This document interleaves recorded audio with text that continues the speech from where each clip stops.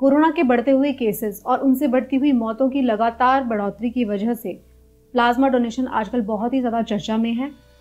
Plasma क्या होता है, प्लाज्मा डोनर कौन लोग हो सकते हैं, कौन लोग अपना प्लाज्मा डोनेट नहीं कर सकते, प्लाज्मा थेरेपी का क्या फ़ायदा है, ये कब काम आती है, क्या इसका कोई नुकसान भी है, इन सभी सवालों के जवाब हम इस लेक्चर में जानने की कोशिश करेंगे। आई एम डॉक्टर रंजीता और आप सभी का स्वागत है ज़ुनेक्सा क्लासेस पर। तो चलिए स्टार्ट करते हैं। इस लेक्चर में हम जानने की कोशिश करेंगे कि प्लाज्मा क्या होता है, सारी डिटेल हम जानने की कोशिश करेंगे। तो सबसे पहले प्लाज्मा को समझने से पहले आपको समझने की कोशिश करनी होगी कि ब्लड क्या होता है, जिसको हम खून कहते हैं हिंदी में। ब्लड जो होता है, ब्लड एक बहुत ही स्पेशल बॉडी का फ्लूइड है। वो हमारी बॉडी के अंदर मिलने वाला बहुत स्पेशल फ्लूइड होता है, जिसका क्या काम होता है, इसके बहुत सारे काम होते हैं। अगर मैं ब्लड की बात करती हूँ तो ब्लड के काफ़ी सारे काम होते हैं हमारे बॉडी में, जैसे कि ऑक्सीजन लेके जाना, और ऑक्सीजन के साथ साथ न्यूट्रिएंट्स, जो पोषक तत्व हैं, जो भी हम लोग खाते हैं, जो कोई कुछ भी हम खाते हैं वो अल्टीमेटली जाके ब्लड में ही मिक्स हो जाता है। तो ऑक्सीजन के साथ साथ न्यूट्रिएंट्स को भी लेकर जाता है। ब्लड का ये काम होता है, ऑक्सीजन और न्यूट्रिएंट्स को बाकी के सारे बॉडी पार्ट्स तक वो लेकर जाता है। ब्लड के अंदर कुछ इस तरीके के प्रोटीन्स मिलते हैं जो कि अगर हमें कहीं चोट लग जाए तो वो एक्सेस ब्लड लॉस को रोक देंगे। वो प्रोटीन्स जो हैं ब्लड को जमा देंगे, उसी जगह पर क्लॉट बन जाएगा, जिसकी वजह से फर्दर ब्लड लॉस नहीं होगा। साथ में ब्लड काम करते हैं एंटीबॉडीज। ब्लड के अंदर एंटीबॉडीज मिलती हैं। एंटीबॉडीज को आप समझ सकते हैं, एंटीबॉडी हमारे बॉडी के वो सोल्जर्स हैं, वो सैनिक हैं हमारे बॉडी के, जो किसी भी तरीके के इन्फेक्शन से हमारी लड़ने की मदद करते हैं। तो ये सारे के सारे एंटीबॉडीज भी हमें ब्लड में ही मिलते हैं। ब्लड जो है हमारी बॉडी के अंदर, अगर हमारे बॉडी पार्ट्स में अगर कोई वेस्ट प्रोडक्ट है, कोई भी वेस्ट प्रोडक्ट है, उसको किडनी और लिवर के थ्रू जो है ब्लड के अंदर ही फिल्ट्रेशन होती है। जो सॉलिड वेस्ट की मैं बात करूं तो वो एलिमेंट्री कैनाल में होता है, जिसको हम डाइजेस्टिव सिस्टम का पार्ट है। बट ब्लड के अंदर जो इम्प्योरिटीज़ हैं, ब्लड के अंदर जो खराब चीज़ें, वेस्ट प्रोडक्ट है, उसको रिमूव करने का काम भी ब्लड के थ्रू किडनी और लिवर की मदद से किया जाता है। और ब्लड जो है हमारे बॉडी के टेम्परेचर को भी मेंटेन करता है। तो ये सारे के सारे कुछ काम थे कि खून जो है वो हमारे शरीर के अंदर क्या क्या करता है। तो खून ये सारे के सारे रोल प्ले कर रहा है हमारी बॉडी में।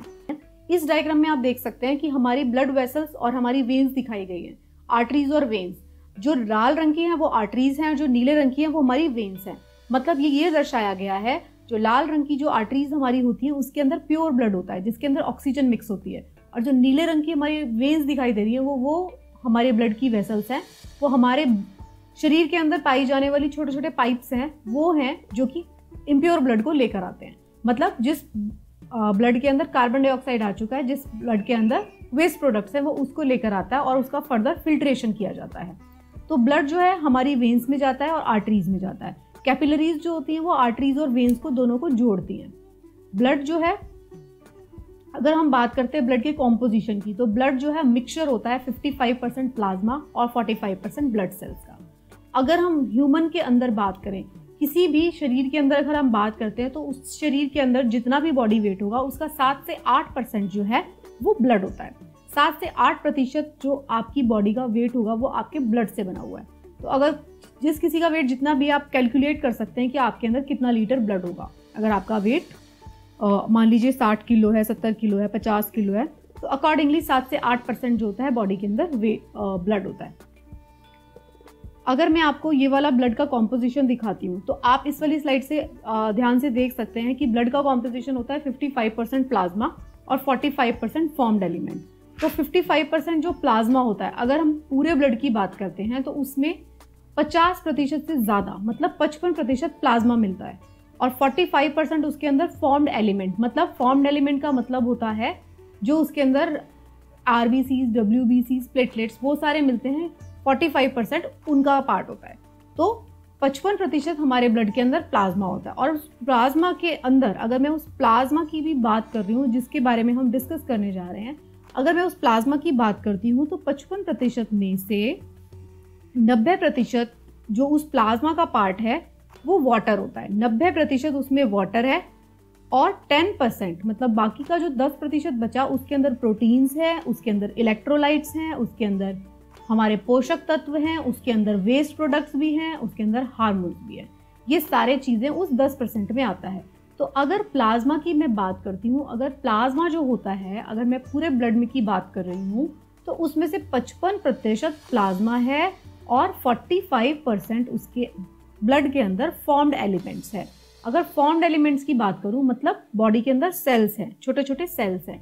मतलब मैं आपको ये एग्जांपल देके समझाती हूँ। अगर आप मैंगो शेक की बात करते हैं, मान लीजिए आपको मैंगो शेक बनाना है, तो आपका मैंगो शेक के अंदर जो आपका लिक्विड क्या है, लिक्विड उसके अंदर मिल्क है, दूध है, और उसके अंदर सॉलिड पार्टिकल्स क्या है, वो मैंगो हो गया, चीनी हो गई, काजू बादाम, जो भी ड्राई फ्रूट्स आप डालेंगे, तो वो जो सॉलिड पार्ट है, जो फॉर्म्ड एलिमेंट्स है, वो सॉलिड पार्ट है। उसके अंदर सारी चीजें आती हैं, इरेथ्रोसाइट जिसको आरबीसीज बोला जाता है, ठीक है, ल्यूकोसाइट जो कि डब्ल्यूबीसीज हैं।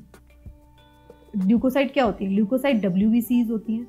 और प्लेटलेट्स तो आप जानते हैं, प्लेटलेट्स होते हैं। तो ये सारी चीजें आती हैं 45% में। 55% में क्या आता है, प्लाज्मा। तो ये ब्लड का कॉम्पोजिशन है। इस वाले चार्ट में भी डिटेल कॉम्पोजिशन देख सकते हैं। अगर आप इस चार्ट में देखेंगे तो देखिए ब्लड के 2 पार्ट्स हैं, प्लाज्मा और फॉर्म्ड एलिमेंट्स। फॉर्म्ड एलिमेंट्स में मैं आपको बता चुकी हूँ, डब्ल्यूबीसीज, प्लेटलेट्स और आरबीसीज हैं।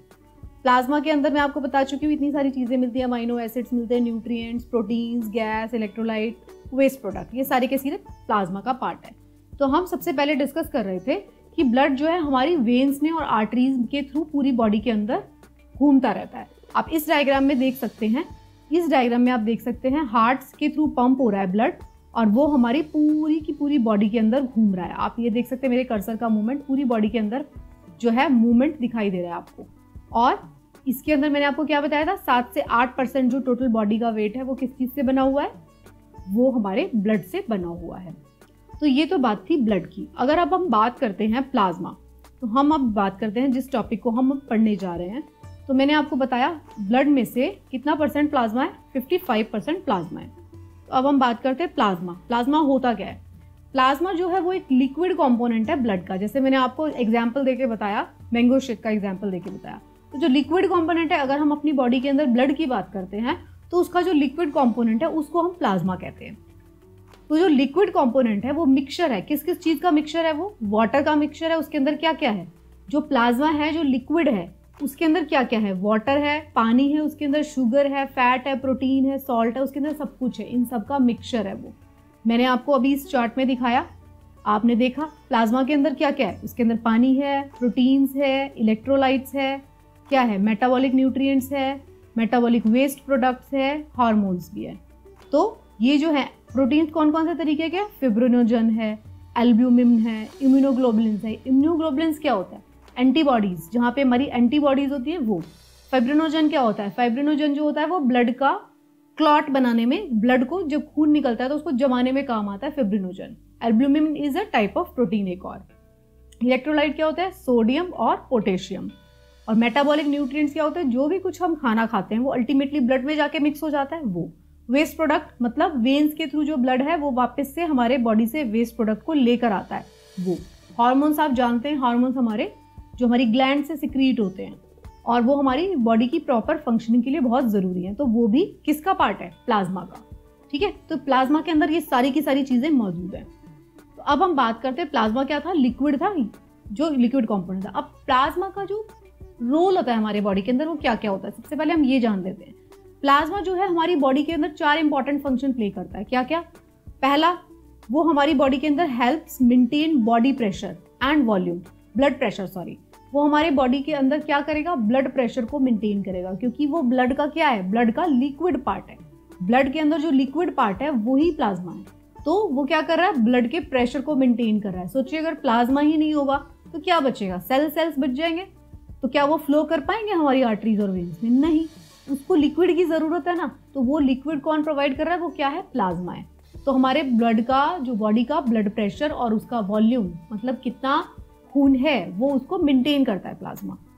सप्लाई क्या करता है, और साथ में critical proteins of blood clotting and immunity. मैंने आपको भी बताया था ब्लड क्लॉटिंग का प्रोटीन कौन सा है, अभी मैंने आपको इस चार्ट में दिखाया। ब्लड क्लॉटिंग का प्रोटीन है फाइब्रिनोजन। इम्यूनोग्लोबिन्स क्या कर रहे हैं, एंटीबॉडीज हमारी शरीर को प्रोवाइड कर रहे हैं। एंटीबॉडीज क्या होती थी, एंटीबॉडीज हमारे बॉडी के सोल्जर्स हैं, सैनिक हैं। जब भी हमारे बॉडी के अंदर कोई भी इन्फेक्शन आता है तो हमारी बॉडी अपने आप से वो सैनिक अपने बॉडी के अंदर, हमारी बॉडी के अंदर बना लेती है ताकि हम उस बीमारी से लड़ पाएं। तो ये सारा किसका पार्ट है, ये सारा का सारा प्लाज्मा का पार्ट होता है। तो क्या था, उसके अंदर बॉडी प्लाज्मा के अंदर क्या होते हैं, ब्लड क्लॉटिंग के फैक्टर्स होते हैं, फाइब्रिनोजन और इम्यूनिटी कैसे, एंटीबॉडीज के फॉर्म में हमें प्रोवाइड करते हैं। Carries electrolytes and such as sodium and potassium, मैंने बताया था इलेक्ट्रोलाइट्स होते हैं प्लाज्मा के अंदर, सोडियम और पोटेशियम। सोडियम और पोटेशियम क्या करता है, सोडियम और पोटेशियम हमारे बॉडी का फ्लूइड बैलेंस को मेंटेन रखता है, मसल्स की एक्टिविटी के लिए भी बहुत जरूरी होता है। फिर पीएच बैलेंस है जो बॉडी का, कि भाई बॉडी के अंदर कितना एसिड है कितना बेस है, पीएच बैलेंस का जो मेंटेन करने का काम है वो भी प्लाज्मा ही करता है। तो प्लाज्मा ये सारे के सारे इंपॉर्टेंट फंक्शन हमारे बॉडी के अंदर प्ले कर रहा है लगातार। ब्लड प्रेशर को मेंटेन कर रहा है, क्लॉटिंग फैक्टर है उसी के अंदर, इम्यूनिटी मिल रही है क्योंकि एंटीबॉडीज हैं। अभी देखिए ये वाली जो फैक्टर है ना इम्यूनिटीज वाला, इसको आप बहुत ध्यान से देख लीजिए, क्योंकि प्लाज्मा डोनेशन का सबसे बड़ा जो पॉइंट है वो यहीं से आता है। क्यों हम प्लाज्मा को डोनेट कर रहे हैं, क्यों हम अपील कर रहे हैं सारी जनता से कि प्लाज्मा डोनेट किया जाए। जो जो लोग ठीक होते जा रहे हैं उनसे अपील की जा रही है कि वो अपना प्लाज्मा डोनेट करें। किस लिए, इसी फैक्टर के लिए, क्योंकि प्लाज्मा के अंदर इम्यूनिटी है, वहां से हमें एंटीबॉडीज मिलती है, प्लाज्मा के अंदर एंटीबॉडीज होती है, तो वो हमें इम्यूनिटी प्रोवाइड करता है। तो यही इम्यूनिटी जो है, ये एंटीबॉडीज जो है वही हमें चाहिए। जब भी किसी भी इंसान के अंदर कोई भी इन्फेक्शन का एंट्री होगा तो उस इन्फेक्शन से लड़ने के लिए हमारी बॉडी क्या डेवलप करेगी, एंटीबॉडीज। वो एंटीबॉडीज हमारे ब्लड के कौन से पार्ट में रहती है, प्लाज्मा के अंदर। तो इसीलिए हम लोग, सब लोग, doctors and everybody from the government officials, वो आपसे अपील कर रहे हैं सारी जनता से कि प्लाज्मा को डोनेट किया जाए, ताकि जो एंटीबॉडीज, जो पर्सन ठीक हो चुके हैं, जो लोग ठीक हो चुके हैं, उनकी एंटीबॉडीज उन लोगों को दी जा सके जो कि इस बीमारी से ठीक से लड़ नहीं पा रहे, ताकि उनको बचाया जा सके। तो यही जो एक फैक्टर है यहाँ से निकल के आता है कि प्लाज्मा का क्या रोल है किसी भी तरीके के बीमारियों को ठीक करने में, प्लाज्मा का क्या रोल होता है। तो ये प्लाज्मा का रोल है, यहाँ से आपको समझना पड़ेगा। फिर हम बात करते हैं प्लाज्मा की जरूरत किसको है, हु नीड प्लाज्मा। अगर आप बात करते हैं प्लाज्मा डोनेशन की, तो प्लाज्मा डोनेशन अभी हमने सुना क्योंकि हम कोरोना उस बीमारी के दौर से गुजर रहे हैं कोरोना की वजह से, लेकिन कोरोना आने से पहले भी हमेशा प्लाज्मा का डोनेशन होता रहा है। तो प्लाज्मा डोनेशन कब किसको जरूरत है, प्लाज्मा डोनेशन चाहिए होता है इंडिविजुअल्स जिनको क्या हो गया है, सीवियर ट्रॉमा, मतलब उनको कोई बहुत बुरी तरीके से चोट लगी जिससे कि उनका बहुत सारा ब्लड लॉस हो गया। बर्न के पेशेंट, जल गए हैं, जब बर्निंग होती है, जब पेशेंट जलता है तो उसके ब्लड, बॉडी के अंदर से जो ब्लड होता है उसके अंदर से प्लाज्मा सूख जाता है, खून सूख जाता है, ऐसा बोला जाता है ना। तो क्या सूख रहा है, प्लाज्मा शॉक में चला जाता है उसी की वजह से। वही है, मतलब या तो बहुत ज़्यादा ब्लड लॉस हो गया, बर्न के केस में, एसिड के केस में, किसी भी केस में बहुत ज़्यादा ब्लड लॉस हो गया, उस केस में प्लाज्मा की ज़रूरत पड़ती है। या फिर जो ऐसे लोग हैं जिनको लिवर डिजीजेज हुए हैं, लिवर डिजीजेज होने से क्या होता है, जो प्रोटीन जो मैं जिसकी बात कर रही थी, फिब्रिनोजन, जो कि हमारे खून को जमाने के लिए ज़रूरी है, वो बनता नहीं है, क्लॉटिंग फैक्टर की डेफिशिएंसी हो जाती है। तो क्या तो क्लॉटिंग फैक्टर की डेफिशिएंसी हो गई है या लिवर डिजीज हो जाएगी जिससे कि बाकी के प्रोटीन्स भी नहीं बन रहे हैं बॉडी के अंदर, तो भी किसकी ज़रूरत पड़ेगी हमको, प्लाज्मा डोनेशन की। कैंसर पेशेंट की ओवरऑल इम्यूनिटी बहुत ज़्यादा कम हो गई होती है, उनके पास क्या होता है, उनके बॉडी में एंटीबॉडीज़ की भी कमी होती है फाइट करने के लिए, तो वो अपने उनके बॉडी फंक्शंस ठीक से काम नहीं कर रहे होते। तो इन पेशेंट्स को भी प्लाज्मा की ज़रूरत पड़ती है। तो इन ऐसे और भी केसेस हैं, कॉमन केसेस मैंने आपको बता दिए। इन सब केसेस में प्लाज्मा डोनेशन की ज़रूरत पहले से चल रही है। मेडिकल के जो प्रोफेशनल्स हैं, डॉक्टर्स, वो जानते हैं कि प्लाज्मा डोनेशन हम इसमें कर रहे थे, ठीक है। अब बात होती है कि प्लाज्मा हमें मिलता कैसे है। जो प्लाज्मा को निकालने का जो प्रोसेस है ब्लड से, उसको बोला जाता है, अगर मेडिकल टर्म्स की मैं बात करूं तो एफेरेसिस बोला जाता है, एफेरेसिस, जिसको आजकल प्लाज्मा फेरेसिस भी बोल रहे हैं, मतलब प्लाज्मा को निकालना, टू ऑब्टेन प्लाज्मा, है ना, एफेरेसिस प्रोसेस है।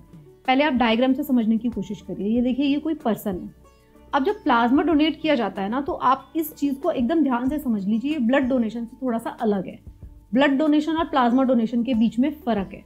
क्या फ़र्क है, हम डिस्कस करते हैं अभी। आप देखते जाइए, आपके सारे सवाल क्लियर होते जाएंगे। सबसे पहले आप ये देखिए, एफेरेसिस डोनर, मतलब ये वो पर्सन है, ये वो पर्सन है जो कि अपना प्लाज्मा डोनेट कर रहा है, ठीक है। तो जो वो प्लाज्मा डोनेट कर रहा है, ये वो पर्सन है, वो क्या करेगा, उसका ब्लड निकाला जाएगा। ये देखिए स्टेप नंबर 1 में देखिए, उसका ब्लड निकाला गया, वो यहाँ पे डाल दिया गया 2 पे। Blood is separated into components by centrifugal.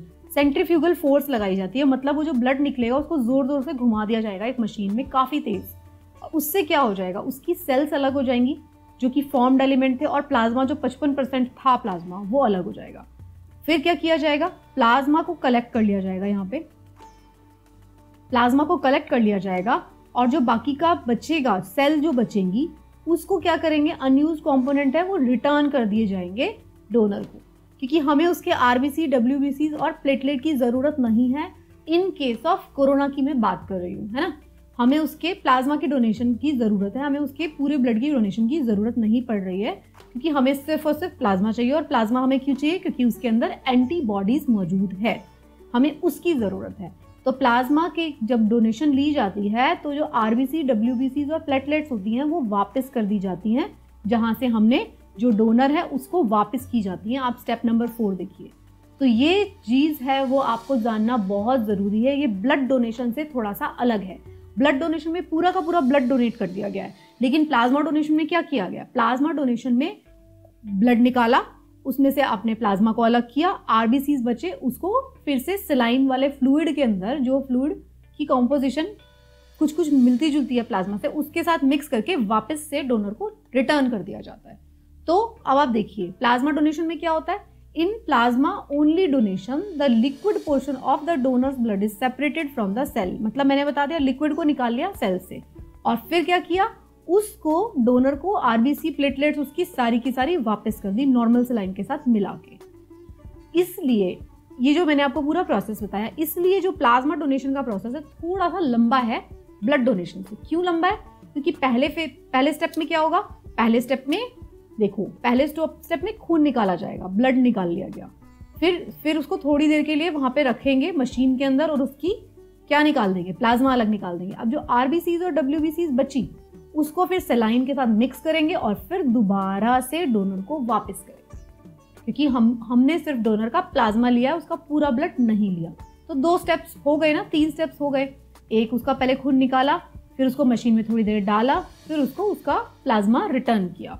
तो प्लाज्मा डोनेशन जो है, अगर एक पर्सन 1 यूनिट प्लाज्मा डोनेट कर रहा है तो उसमें ज़्यादा टाइम लगेगा, क्योंकि उसमें वापस से प्लाज्मा, मतलब वापस से फॉर्म्ड सेल्स जो है आरबीसी, डब्ल्यूबीसी और प्लेटलेट्स रिटर्न कर दी जाएंगी जिसने भी डोनेट किया है प्लाज्मा। तो ये चीज़ें, 2 चीज़ें आपको बहुत अच्छे से समझनी होगी। प्लाज्मा और ब्लड के अंदर फ़र्क क्या है ये मैंने आपको बता दिया। फिर मैंने आपको इस स्टेप पे बताया प्लाज्मा डोनेशन और ब्लड डोनेशन के बीच में फ़र्क क्या है। नेक्स्ट, अभी आपने कुछ चीजें सुनी होंगी सीरम के बारे में। कुछ लोग बोलते हैं सीरम डोनेशन। तो सीरम क्या होता है, सीरम और प्लाज्मा के अंदर भी डिफरेंस होता है। अगर सीरम और प्लाज्मा की मैं बात करूं तो देखिए, प्लाज्मा आप अच्छे से समझ गए। प्लाज्मा क्या था, 55% पार्ट था ब्लड का, जो कि उसका लिक्विड पार्ट था, और 45% में क्या आता था, डब्ल्यूबीसी, प्लेटलेट्स और आरबीसी, ये सारे के सारे आते थे। तो ये वाला था प्लाज्मा। अब मैंने बताया था आपको प्लाज्मा के बीच में क्या थे, प्रोटीन्स। कौन से प्रोटीन्स, जिसको मैंने बोला था फिब्रिनोजन भी बोला था मैंने, इम्यूनोग्लोबिन्स भी बोला था, एल्ब्यूमिन भी बोला था। तो उसमें जो फिब्रिनोजन जो प्रोटीन था प्लाज्मा के अंदर जो होता है, उसका काम मैंने आपको बताया था, वो खून जमाने में मदद करता है ताकि ब्लड लॉस ना हो। तो अब ये जो फिब्रिनोजन है जो कि खून जमाने में मदद कर रहा है, ये फिब्रिनोजन थोड़ी देर में अगर आप रख देंगे प्लाज्मा को तो क्या होगा, नीचे ब्लड क्लॉट हो जाएगा, ब्लड की क्लॉटिंग हो जाएगी, और लिक्विड पोर्शन और अलग हो जाएगा, एकदम जो लिक्विड पार्ट है वो अलग हो जाएगा। तो जो ये लिक्विड पार्ट अलग हो गया और जो नीचे ब्लड जम गया और लिक्विड पार्ट अलग हो गया, तो इसको सीरम बोलते हैं। तो अगर किसी को सिर्फ सीरम की ज़रूरत है, उसको कुछ भी लिक्विड पार्ट में से, इसमें से फाइब्रिनोजन नहीं चाहिए, उसको प्रोटीन नहीं चाहिए, तो उसको सीरम भी दिया जाता है। उसके कुछ स्पेशल केसेस होते हैं जब सीरम का डोनेशन भी किया जाता है, सिर्फ और सिर्फ पेशेंट को पूरा का पूरा प्लाज्मा ना देके उसमें से प्रोटीन पार्ट निकाल के सिर्फ लिक्विड पार्ट में सीरम दिया जाता है। तो ये डिफरेंस होता है। तो सीरम क्या हो गया, serum is equal to plasma minus clotting factor, मतलब फिब्रिनोजन। क्लॉटिंग फैक्टर क्या है, फिब्रिनोजन नाम का प्रोटीन जो है वो खून जमाने में मदद करता है। अगर उसको भी निकाल देंगे प्लाज्मा में से तो बन जाता है सीरम। तो आपको पता होना चाहिए सीरम प्लाज्मा से अलग होता है, राइट। अब बात करते हैं कौन लोग प्लाज्मा डोनेट कर सकते हैं। ठीक है, ये हम बात करते हैं। तो प्लाज्मा डोनेट करने के लिए ये सारा चार्ट से आप देख सकते हैं, जो लोग 18 से लेकर 65 साल की उम्र तक के हैं, हेल्दी लोग, जिनका वेट 50 किलो से कम नहीं होना चाहिए, जिनका वेट 50 किलो और उससे ज़्यादा है, जो 18 से 65 साल की उम्र के लोग हैं, जिनको ये देखिए, जिनको क्या हुआ है कोविड, मतलब जिनको सिम्टम्स थे कोविड के। अब ये प्लाज्मा डोनेशन में कोविड-19 पेशेंट्स के बारे में बात कर रही हूँ स्पेसिफिकली। तो जिनको सिम्टम्स थे, मतलब जो लोग जिनको कोविड हुआ था और अब जो है उसके बाद क्या हुआ, टेस्टेड नेगेटिव, अब जो है उनका नेगेटिव टेस्ट आ गया और उसके 14 दिन के बाद जब आप किसी कोरोना पेशेंट का नेगेटिव टेस्ट आ जाता है, एक बार जो पेशेंट है कोरोना का वो ठीक हो जाता है, ठीक होने के 14 दिन बाद जो है वो प्लाज्मा डोनेट करने के लिए एलिजिबल हो जाता है। और क्या बात थी, जो सफ़र नहीं कर रहा है किसी भी ट्रांसमिसेबल डिजीज के बाद से, और विमेन विद नो किड्स, ऐसी महिलाएं जिनके कोई बच्चे नहीं हैं, ये सारे के सारे लोग हैं जो प्लाज्मा डोनेट कर सकते हैं। अब मैं आपको थोड़ा सा बता देती हूँ एक एक फैक्टर के बारे में। 18 से 65 साल क्यों, छोटे बच्चे क्यों नहीं, क्योंकि छोटे बच्चों की, बढ़ते बच्चे हैं, अगर उनका प्लाज्मा निकालते हैं तो उनको थोड़े से कॉम्प्लिकेशन हो सकते हैं, इसलिए वो बोला जाता है। 65 साल से ज़्यादा क्यों, क्योंकि बुजुर्ग लोग हैं इसलिए। डिजीज़ वाला पेशेंट ही क्यों, ऐसा लोग ही क्यों जिसको डिजीज़ हुई है, कभी भी कोविड हुआ है, उसी पेशेंट का प्लाज्मा क्यों लेना है। मैंने जैसा कि स्टार्टिंग में आपको बताया, क्योंकि यही जो पर्सन होगा इसी के पास एंटीबॉडीज़ होंगी। एंटीबॉडीज़ कब बनती है, मतलब हमारे शरीर के अंदर किसी बीमारी से लड़ने के सोल्जर्स कब आएंगे, जब वो बीमारी आएगी। अगर वो बीमारी ही नहीं आई है तो उसके सोल्जर्स नहीं आते हैं, उसकी एंटीबॉडीज नहीं बनती हमारे बॉडी के अंदर। एंटीबॉडीज सिर्फ और सिर्फ तभी बनेंगी जब उस बीमारी से लड़ने वाले के लिए, मतलब वो बीमारी आएगी सिर्फ तभी उसके लिए सोल्जर्स आएंगे हमारे पास। फिर ये बात हुई है थर्ड, देखिए टेस्टेड नेगेटिव, और 14 डेज का वेट क्यों करना है। जब नेगेटिव टेस्ट आ गया तो अगले दिन जाके हम प्लाज्मा डोनेट क्यों नहीं कर सकते। अब ये सवाल आ रहा होगा। इसका कारण ये है कि अगर आप सिर्फ नेगेटिव होते ही प्लाज्मा डोनेट करेंगे तो आपकी बॉडी के अंदर अभी पूरी तरीके से एंटीबॉडीज नहीं बने। जब इन्फेक्शन खत्म हो जाता है, मतलब नेगेटिव आ गया टेस्ट, इसका मतलब भी होता है कि थोड़े वायरस, अभी भी बॉडी हमारी काम कर रही है, अभी भी बॉडी की सेल्स जो होती हैं हमारी एंटीबॉडीज बना रही होती हैं फ्यूचर के लिए, है ना। एंटीबॉडी फॉर्मेशन अभी भी चल रहा होता है। तो 14 दिन का वेट इसलिए किया जाता है नेगेटिव होने के बाद भी, ताकि प्रॉपर नंबर में, प्रॉपर मात्रा में, एडिक्वेट मात्रा में हमें एंटीबॉडीज बन चुकी हो बॉडी के अंदर, तभी वो सीरम देने का फायदा है। मान लीजिए 10 एंटीबॉडीज बनी और हमें 100 चाहिए, तो अगर 100 एंटीबॉडीज बनी ही नहीं, अगर उसके पास पूरे सोल्जर ही नहीं है उस प्लाज्मा के अंदर, तो फायदा नहीं होगा। तो इसलिए 14 दिन का टाइम लिया जाता है ताकि पूरे तरीके से एंटीबॉडीज बन जाए बॉडी में। फिर जो पेशेंट है, जो वो डोनर है, वो उसको कोई कम्युनिकेबल डिजीज, कोई ट्रांसमिसेबल डिजीज नहीं होनी चाहिए। ट्रांसमिसेबल डिजीजेज में कौन कौन सी आएंगी, HIV आएगा, हेपेटाइटिस आएगा, इस तरीके की कोई डिजीज नहीं होनी चाहिए उसको जो ब्लड के थ्रू फैल जाती है। उसको ऐसी कोई डिजीज नहीं होनी चाहिए, HIV नहीं होना चाहिए, हेपेटाइटिस नहीं होना चाहिए, और भी बहुत सारी डिजीज है वो नहीं होनी चाहिए। विमेन विद नो किड्स, ये क्यों चाहिए हमें, हम बात करते हैं। तो अभी आपने देखा ये सारे लोग जो है प्लाज्मा डोनेट कर सकते हैं। नेक्स्ट अगर मैं बात करती हूँ who can not donate plasma, कौन नहीं डोनेट कर सकता, तो पर्सन विद इन्फेक्शियस डिजीज, मैंने अभी बात किया, जिनको कोई इन्फेक्शियस डिजीज है उनके ब्लड के अंदर, वो नहीं कर सकते। हीमोफीलिया अदर क्लॉटिंग फैक्टर का डिसऑर्डर है, मतलब जिसके खून में, हीमोफीलिया एक खून की बीमारी है, अगर जिसके अंदर खुद ही हीमोफीलिया है, जिसके अंदर खुद ही ब्लड ना जमने की बीमारी है, उसका प्लाज्मा नहीं डोनेट करेंगे। और कैंसर के पेशेंट्स, इस तरीके के जो पेशेंट्स होंगे उनका प्लाज्मा नहीं लेंगे। और फिर जो थर्ड फैक्टर देखिए, female who is ever been pregnant, ऐसी महिलाएं जो कभी भी प्रेग्नेंट हुई हैं उनका प्लाज्मा नहीं लिया जाएगा। अब आप सोचेंगे ऐसा क्यों है, तो मैं इसका कारण आपको बताती हूँ। ऐसी महिलाएं जो कभी भी, जिनका कोई बच्चा है या जो कभी भी प्रेग्नेंट हुई हैं, उनका प्लाज्मा नहीं लेंगे। ये इंटरनेशनल प्रैक्टिस है। क्यों, अब आप इस चीज़ को समझिए। जब भी कोई फीमेल, जब भी कोई महिला प्रेग्नेंट होती है तो उसके पास जो होते हैं, जो पिता है, उसका जेनेटिक मटेरियल आ जाता है फीमेल की बॉडी के अंदर, ठीक है। वो जो जेनेटिक मटेरियल है जो फीमेल की बॉडी के अंदर आ चुका है, वो जेनेटिक मटेरियल भी तो हमारी जो बॉडी है वो कभी भी डिफ्रेंशिएट नहीं करती, मतलब उसको नहीं पता होता जब भी कोई ऐसा मटेरियल जो हमारी बॉडी का नहीं है हमारे बॉडी में प्रवेश करेगा, चाहे वो कुछ भी हो, चाहे वो बैक्टीरिया हो, चाहे वो फंगस हो, चाहे मदर के केस में चाहे वो स्पर्म्स हो, तो वो सबको क्या करेगी, वो ट्रीट करेगी। जो ह्यूमन बॉडी है उसको एक एंटीजन की तरह ट्रीट करती है। एंटीजन होता है कोई भी ऐसा सब्सटेंस जो हमारी बॉडी से बिलोंग नहीं करता, एंटीजन होता है ना। वो वायरस भी हो सकता है, बैक्टीरिया भी हो सकता है, कोई और बीमारी भी हो सकती है, कुछ भी हो सकता है। तो प्रेग्नेंट लेडीज की बात हो रही है यहाँ पे। जब भी लेडी कोई प्रेग्नेंट होती है तो जो फादर का जो जेनेटिक मटेरियल है उसको जो है ह्यूमन ल्यूकोसाइट एंटीजन की तरह हमारी बॉडी ट्रीट करती है, HLA। तो जो HLA है, HLA के अगेंस्ट जो फीमेल की बॉडी है वो एंटीबॉडीज बना लेती है अपने ब्लड में, उसको बोलते हैं HLA एंटीबॉडीज। ये जो एंटीबॉडीज हैं ये जो है लॉन्ग टर्म वाली एंटीबॉडीज है। देखिए जब भी हमारे बॉडी में एंटीबॉडीज बनती है किसी भी चीज़ के लिए तो वो दो तरीके की होती है। एक होती है शॉर्ट टर्म के लिए जो 4-5 महीने में ख़त्म हो जाती है। कुछ एंटीबॉडीज होती हैं बहुत स्पेशल होती हैं, वो हमें लाइफ लॉन्ग हमारी बॉडी के अंदर रहती है।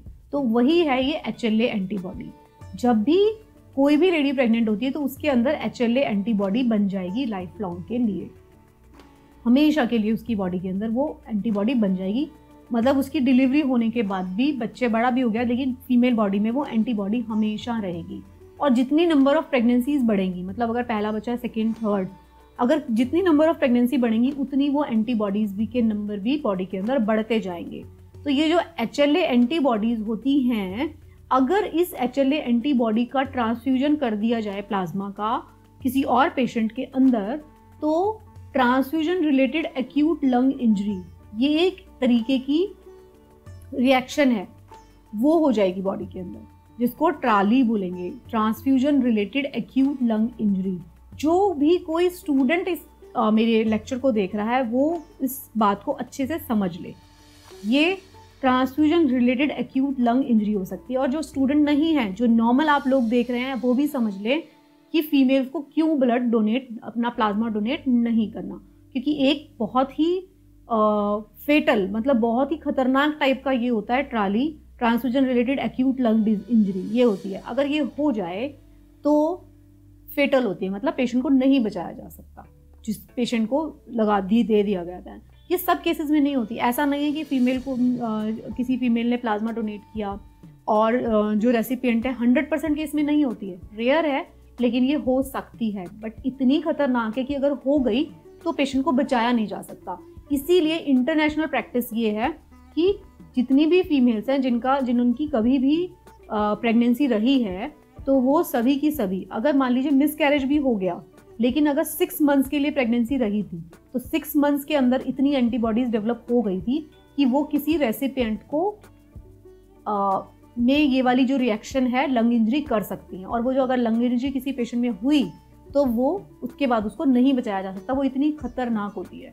तो इसलिए 1% पॉसिबिलिटी को भी रोकने के लिए सारे फीमेल जो डोनर्स हैं उनको मना कर दिया गया है, इंटरनेशनल प्रैक्टिस है, वो अपना प्लाज्मा डोनेट नहीं कर सकती हैं। क्योंकि किसी भी केस में अगर ये वाली रिएक्शन हो गई, एक में भी, 100 में से एक में भी हुई, तो उस एक को नहीं बचा पाएंगे। इसलिए मतलब 99 लोगों के केस में भी रिस्क नहीं उठाया जा सकता। इसीलिए फीमेल्स को जिनके भी कभी भी प्रेग्नेंट हुई हैं उनको कभी भी डोनर नहीं बनाया जा सकता। आई होप आपको ये बात बहुत अच्छे से समझ में आ गई होगी।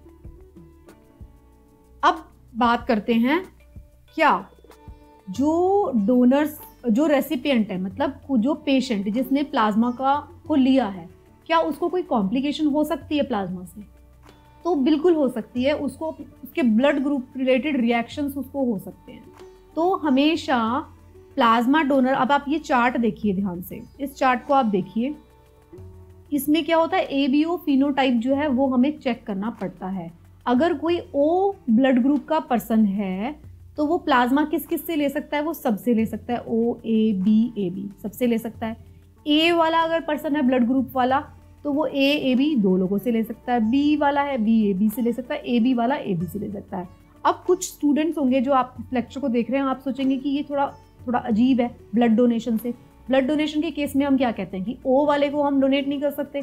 तो ये जो बात है ये थोड़ी सी कॉम्प्लिकेटेड है। मैं कोशिश करती हूँ यहाँ समझाने की, बट इसको डिटेल में मैं समझाऊंगी अपने ब्लड ग्रुपिंग वाले लेक्चर में, जो कि मैं जल्दी ही इस चैनल पर लेकर आने वाली हूँ विद इन फ्यू डेज। तो अगर आप बात करते हैं ओ की, तो ओ वो ब्लड ग्रुप होता है जिसके अंदर एंटी ए एंटी बी दोनों तरीके की एंटीबॉडीज मिलती हैं। ठीक है, ओके। अभी आप सिर्फ इतना जानने की कोशिश करिए, क्योंकि प्लाज्मा जो है, प्लाज्मा के अंदर एंटीबॉडीज रहेंगे, तो ये वाले जो हैं इसके पास दोनों तरीके के एंटीजन, इसके पास कोई एंटीजन नहीं है, तो इनमें से कोई भी एंटीबॉडीज जो है उसको हार्म नहीं करने वाली हैं, तो ये चारों लोग इसको डोनेट कर सकते हैं। ए बी के केस में क्या होता है, ये वो ब्लड ग्रुप की टाइप है जिसके पास दोनों एंटीजन है, लेकिन इसके पास क्या है, कोई भी एंटीबॉडी नहीं है। तो अब क्या होगा, इसको सिर्फ और सिर्फ कौन दे सकता है, जिसके पास क्या है, एंटीजन तो नहीं होगा। प्लाज्मा के अंदर क्या होता है, प्लाज्मा के अंदर एंटीजन नहीं जाता, उसमें सिर्फ एंटीबॉडी जाते हैं, है ना। तो ये उसका बात है। तो आप सिर्फ इस चार्ट को समझ लीजिए कि डोनर कौन कौन हो सकता है। इस चार्ट का बहुत डिटेल डिस्कशन जो है हम ब्लड ग्रुपिंग वाले लेक्चर में हम आपके साथ डिस्कस करेंगे। अच्छा, हम बात कर रहे थे कॉम्प्लिकेशन की। तो कॉम्प्लिकेशन जब होती है, अगर मान लीजिए कॉम्प्लिकेशन क्या होती है, ट्रांसफ्यूजन रिएक्शन हो जाती है, बॉडी के अंदर ट्रांसफ्यूजन की रिएक्शन हो रही है, तो उसके सिम्टम्स क्या क्या होते हैं। अब जो कोई भी जिसने रिसीव किया है प्लाज्मा, उसके अंदर अगर इनमें से कोई सिम्टम आ रहा है प्लाज्मा रिसीव करने के बाद, मतलब बैक पेन हो रहा है, यूरिन डार्क कलर का है, उसको फीवर हो रहा है, डिजीनेस हो रही है, पेन हो रहा है, स्किन में रैशेज हो रहे हैं, सांस लेने में तकलीफ है, ऐसा कोई भी सिम्टम आता है तो समझ जाइए कि उसको रिएक्शन हो रहा है उसके बॉडी में। तो ये सारे सिम्टम्स हैं। अगर रिएक्शन शो करता है पेशेंट, तो उसको इमीडिएटली एमरजेंसी मेडिकेशंस पर जाना पड़ता है। फिर रीज़न क्या होता है कॉम्प्लिकेशन का, हम ये बात करते हैं। जब रीज़न ये होता है कॉम्प्लिकेशन का कि एंटीबॉडीज़ जो होती हैं रेसिपिएंट के ब्लड में, जो देखो, जो पर्सन जो रेसिपिएंट है, जो कि ले रहा है, जो कि पेशेंट है, उसके अंदर ऑलरेडी कुछ तरीके की एंटीबॉडीज हैं, और जो जिसने दिया है, जो प्लाज्मा हमने डाला उसके बॉडी में, प्लाज्मा भी तो एक फॉरेन बॉडी है ना, तो वो फॉरेन बॉडी ट्रीट करता है उसको। हमारा ब्लड अगर आप उसमें कुछ भी डालेंगे तो वो उसको एंटीजन की तरह ट्रीट ज़रूर करता है, तो वो देखता है कि कितना खतरनाक है, तो उसके लिए एंटीबॉडी में काम करता है। अगर बाई चांस उसके बॉडी के अंदर वो एंटीबॉडी हुई उसी के अगेंस्ट में, तो क्या होगा, रिएक्शन शुरू हो जाएगा, फाइट हो जाएगी। तो एंटीबॉडीज जो रेसिपिएंट के अंदर प्रेजेंट होती हैं, वो जो है डोनर वाला जो ब्लड हमने उसके अंदर डाला है उस पर अटैक कर देती हैं, अगर दोनों कंपैटिबल नहीं है तो इसीलिए इस कंपैटिबिलिटी को भी चेक करना पड़ता है। एक तो ब्लड ग्रुपिंग की कंपैटिबिलिटी को चेक करना पड़ता है। अच्छा, एक बात और समझ लीजिए, यहाँ पे सिर्फ ब्लड ग्रुप के टाइप की कंपैटिबिलिटी चेक होती है, इसमें RH फैक्टर का कोई रोल नहीं है। RH फैक्टर पॉजिटिव नेगेटिव का प्लाज्मा डोनेशन में कोई रोल नहीं है, सिर्फ और सिर्फ किसका है, ब्लड ग्रुपिंग के टाइप्स का। तो ब्लड ग्रुप्स ही इंपॉर्टेंट है, RH फैक्टर इंपॉर्टेंट इस केस में नहीं है। रीजन ऑफ कॉम्प्लिकेशन आपको समझ में आ गया। साइड इफेक्ट क्या होते हैं डोनेशन के। अब आप सोचेंगे क्या डोनर के ऊपर कोई साइड इफेक्ट होता है, ये देखिए कितना हैप्पी डोनर दिखाई दे रहा है। साइड इफेक्ट हो सकते हैं भाई, आपने जो है इतना सारा लिक्विड निकाला है बॉडी में से, तो क्या हो सकता है, डिहाइड्रेशन हो सकती है, फटीग हो सकता है, थोड़ा चक्कर आ सकता है, थोड़ी डिस्कम्फर्ट हो सकती है, ठीक है, ऐसा कुछ हो सकता है। तो अगर ये सारे इसमें से कुछ भी होता है तो क्या बोला जाता है पेशेंट को, 2-3 दिन, जो डोनर है उसको बोला जाता है कि 2-3 दिन आप अच्छा खाओ पियो, फ्लूइड ज़्यादा खाओ, क्योंकि आपकी बॉडी से क्या निकाला गया, फ्लूइड निकाला गया। ऐसा कोई सीरियस कॉम्प्लिकेशन नहीं होता है। एक पर्सन जो है हर 28 दिन के बाद अपना प्लाज्मा डोनेट कर सकता है, मतलब साल में 13 बार वो जो है 12-13 बार जो है, मतलब 28 दिन हो गए तो 12-13 बार वो अपना प्लाज्मा एक साल में डोनेट कर सकता है एक पेशेंट, एक डोनर।